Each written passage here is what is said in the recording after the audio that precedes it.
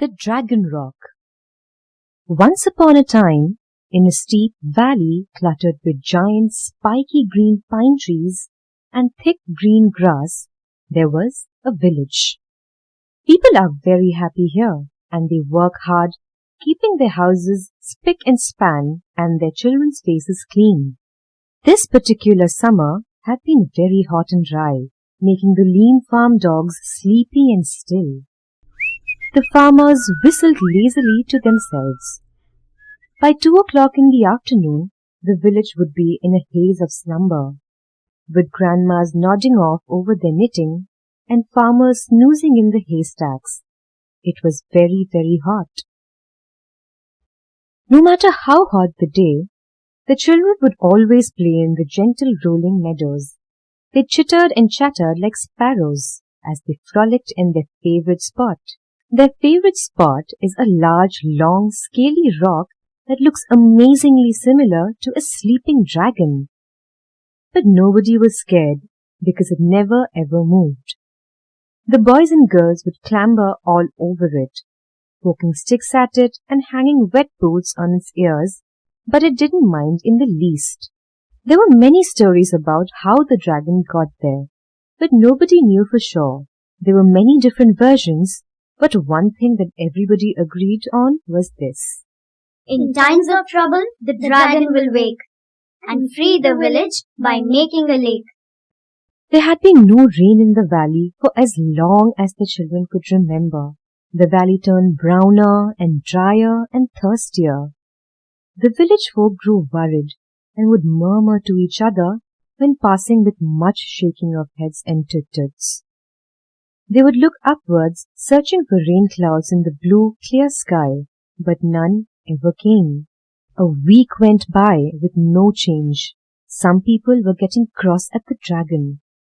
The villagers were becoming skinny and sullen. The children had a plan.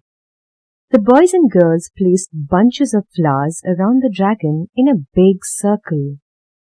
They scattered petals around its head and over its nose, then danced around and around it, skipping and chanting the rhyme that they all knew so well.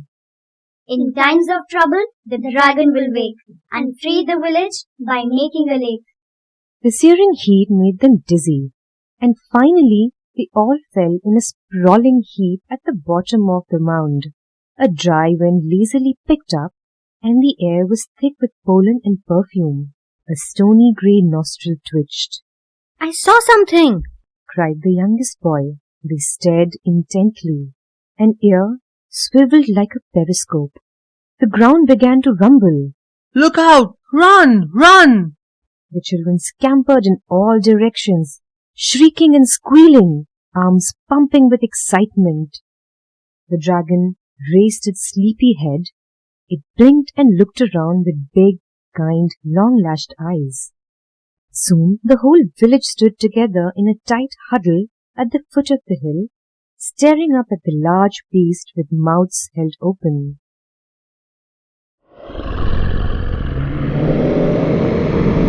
The noise erupted from the dragon.